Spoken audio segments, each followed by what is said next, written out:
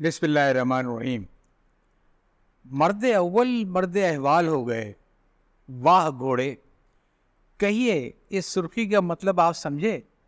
آج ایک اخبار میں دو خبریں ایک ہی شخص کی بابت نظر سے گزریں۔ دوسری خبر تو میں بعد میں سناؤں گا۔ پہلی خبر یہ ہے کہ لانڈھی جیل میں بند آصف زرداری صاحب کی نظر انتہائی کمزور ہو گئی ہے، جس کا سبب ڈاکٹروں نے یہ بتایا ہے کہ وہ لیٹ کر مطالعہ کرنے کے عادی ہیں، جس کے منفی اثرات آنکھوں پر مرتب ہو رہے ہیں۔ ڈاکٹر نے انہیں مطالعے کے لیے الگ چشمہ بنوانے کی ہدایت کی ہے۔ نظر کی خرابی کا ایک نتیجہ یہ بھی ہوا کہ آصف صاحب کو ایک ایک کے دو نظر آنے لگے ہیں۔ اب آپ اس کالم کی سرخی کی طرف آئیے۔ احوال عربی زبان کا لفظ ہے جس کا مطلب ہے بھینگا، خاص طور سے وہ شخص جسے ایک ایک کی دو چیزیں نظر آتی ہوں۔ آصف صاحب کچھ دنوں پہلے تک تو مرد اول تھے۔ جو زیر نظر ہے میرے زیر نگی ہے۔ I am the monarch of all I survey والا اقتدار انہیں حاصل تھا۔ خبروں کے مطابق یہ اقتدار انہیں ہضم نہ ہوا۔ جوش مری آبادی کی زبان میں جس کو تاکا اس کو مارا۔ آخر کب تک؟ خاتون خانہ کے ساتھ خود بھی معزول ہوئے اور جیل بھیج دیے گئے۔ معلوم ہوتا ہے وہاں پہنچ کر ان کی آنکھیں کھل گئیں اور انہوں نے دعا، درود اور وظائف کا سہارا لے لیا۔ اس کا انعام انہیں قدرت کی طرف سے ایک سے زیادہ حروف ہے کی شکل میں ملا اور وہ مرد اول تھے مرد احوال ہو گئے۔ اس موقع پر مجھے ایک لطیفہ یاد آیا۔ ایک احوال آنکھوں کے ایک ڈاکٹر کے پاس گیا۔ جب اس کی میز کے پاس پہنچا تو پوچھا، آپ دونوں میں سے ڈاکٹر کون ہے؟ ڈاکٹر نے کہا، آپ چاروں میں سے مریض کون ہے؟ جس کو ایک ایک کے دو نظر آتے ہیں اسے تو احوال کہتے ہیں۔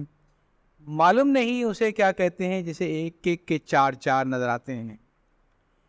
احوال تو نہیں کہتے ہوں گے کیونکہ یہ تو حال کی جمع ہے۔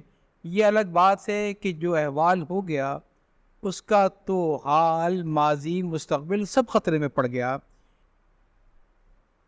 اس روایتی محبوب کی طرح جس سے شاعر نے قدر عوامی انداز میں کہا تھا، ترچھی نظروں سے نہ دیکھو عاشق دلگیر کو، کیسے تیر انداز ہو سیدھا تو کر لو تیر کو۔ یہاں عوامی سے پیپلز اور تیر سے کسی سیاسی جماعت کا نشان انتخاب مقصود نہیں۔ میری دعا ہے کہ زرداری صاحب کی اولیت کی طرح ان کی احولیت بھی ختم ہو جائے۔ اس موقع پر مجھے ایک اور لطیفہ یاد آیا۔ ایک لڑکے نے اپنے دوست سے کہا کہ گھوڑوں کی نظر کبھی کمزور نہیں ہوتی۔ دوست نے پوچھا، تمہیں کیسے معلوم؟ لڑکے نے کہا، تم نے کبھی کسی گھوڑے کو چشمہ لگائے ہوئے نہیں دیکھا ہوگا۔ اب میری سمجھ میں آیا کہ آصف زرداری صاحب کو گھوڑے اس قدر کیوں پسند ہیں۔ ممکن ہے وہ یہ سوچتے ہوں گے کہ گھوڑوں کی صحبت میں رہ کر ان کی نظر بھی ٹھیک ہو جائے گی اور ان کا چشمہ بھی اتر جائے گا۔ زرداری صاحب کے گھوڑوں کے بارے میں بھی اسی اخبار میں ایک خبر ہے جس کا ذکر میں نے اس کالم کی ابتدا میں 200ویں خبر کے طور پر کیا تھا۔ خبر یہ ہے کہ زرداری خاندان کو مختلف مقدمات میں ضمانتیں جمع کروانے کے لیے روپوں کی کمی پڑ گئی، لہٰذا انہوں نے اپنے قیمتی گھوڑے بیچنے کا فیصلہ کیا۔ فی الحال 190 قیمتی گھوڑوں میں سے 97 گھوڑے بدریہ نیلام فروخت کیے جائیں گے۔ خبر یہ بھی ہے کہ سندھ اور پنجاب کے 62 افراد کے علاوہ عرب شہزادے بھی نیلامی میں حصہ لیں گے۔ معلوم نہیں پنجاب کے 62 افراد میں وزیر خوراک و زراعت محترمہ عابدہ حسین شامل ہے یا نہیں، کیونکہ گھوڑے پالنے کی شوقین تو غالباً وہ بھی ہیں۔ بہرحال ہمارا مخلصانہ مشورہ انہیں یہ ہوگا کہ وہ اس جھنجٹ میں نہ پڑیں، ورنہ بدگمان لوگ یہ کہیں گے کہ اسی نیلامی میں حصہ لینے کی وجہ سے آٹے کی قیمت دگنی سے بھی زیادہ ہوئی ہے یا کی گئی ہے۔ حالانکہ یہ سراسر غلط الزام ہے۔ کچھ لوگ تو یہ سوچ کر پریشان ہو رہے ہوں گے کہ آخر یہ 197 قیمتی گھوڑے حاصل کیسے کیے گئے ہوں گے۔ بہرحال کسی کی دیانت پر شبہ نہیں کرنا چاہیے۔ میں سمجھتا ہوں کہ آصف صاحب نے یہ گھوڑے خریدے نہ ہوں گے بلکہ انہیں کاشت کیا ہوگا۔ پرانے زمانے کا قصہ ہے، کسی شہر میں 4 افیمی دوست رہا کرتے تھے۔ ان کی بیویاں انہیں ہر وقت بیکاری اور کاہلی کے طعنے دیتی رہتی تھیں۔ آخر ایک روز انہوں نے طے کیا کہ انہیں گھوڑوں کی کاشت کرنی چاہیے۔ شہر کے کنارے میں وہاں کی بلدیہ کا ایک احاطہ خالی پڑا تھا۔ افیونی نے درخواست دی کہ انہیں گھوڑے کاشت کے لیے وہ احاطہ 1 سال کے واسطے کرائے پر دے دیا جائے۔ بلدیہ کے اہلکاروں نے مذاق میں انہیں کرائے کی رقم بتائی جو افیونی نے خزانے میں جمع کروا دی۔ احاطے کا قبضہ انہیں مل گیا اور متعلقہ رجسٹر میں مکمل اندراج ہو گیا۔ افیونیوں نے احاطے میں ہل چلوایا، وافر مقدار میں کھاد اور پانی دیا اور ایک گھوڑی ذبح کر کے اس کی بوٹی بوٹی احاطے میں بو دی۔ خالی زمین کو کھاد اور پانی جو ملا تو بہت جلد وہاں لمبی لمبی گھاس نکل آئی۔ افیونی روز صبح احاطے کا ایک چکر لگا لیتے اور دعا کرتے کہ پودے تو اچھے نکل آئے ہیں، پھل بھی اچھے آ جائیں تو ساری مصیبت دور ہو جائے گی۔ ایک روز گھوڑوں کا ایک سوداگر اپنے 190 قیمتی گھوڑے ساتھ لیے ایک لمبے سفر پر جاتا ہوا رات گزارنے کے لیے وہاں آیا۔ اس نے پوچھا کہ اسے احاطے کے قریب گھوڑے باندھنے کے لیے کوئی جگہ مل جائے گی۔ بٹیارے نے احاطہ دیکھا تو تھا لیکن بقیہ تفصیلات کا اسے علم نہ تھا۔ اس نے کہا قریب میں ایک احاطہ خالی پڑا ہے، صرف خود رو گھاس نکلی ہوئی ہے۔ روز صبح 4 افیونی یہاں آتے ہیں، کچھ دیر حقہ وغیرہ پی کر واپس چلے آتے ہیں۔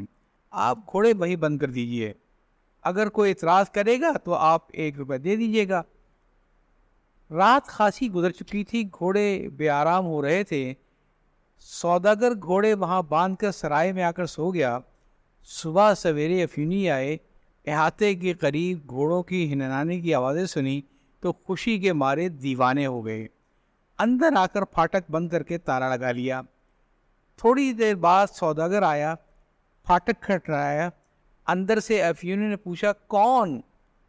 کہا گھوڑوں کا سوداگر۔ آواز آئی سبحان اللہ۔ پھلتے دیر نہیں اور سودا کرنے والے آنے لگے۔ میاں ابھی تو ہم چھانٹیں گے، عربی ترکی ہندی الگ الگ کریں گے پھر بیچیں گے۔ سوداگر صاحب 2-4 روز کے بعد آئیے گا۔ قصہ کوتا معاملہ قاضی کی عدالت میں پہنچا۔ سوداگر چیختا رہ گیا کہ گھوڑوں کی کاش کبھی دیکھی نہ سنی، لیکن افیونیوں کا موقف بہت مضبوط تھا۔ 6 مہینہ پہلے کی سرکاری دستاویزات منہ بولتی شہادت کیسے جھٹلائی جاتی؟ گھوڑے کیسے پیدا ہوئے؟ اس کے جواب میں افیونی نے کہا کہ ہم یہ نشہواریوں کا خاندانی نسخہ ہے، ہم کسی کو کیوں بتائیں؟ نتیجہ یہ ہوا کہ بیٹھے بٹھائے افیونیوں کو 190 قیمتی گھوڑے مل گئے، بالکل اس طرح جیسے بعض لوگوں کو ملک میں ہونے والے ہر سودے میں بیٹھے بٹھائے 20 سے 30% مل جایا کرتا ہے، اور بیچارے سوداگر کو ایک کے 2 بلکہ 4 نظر آنے لگے۔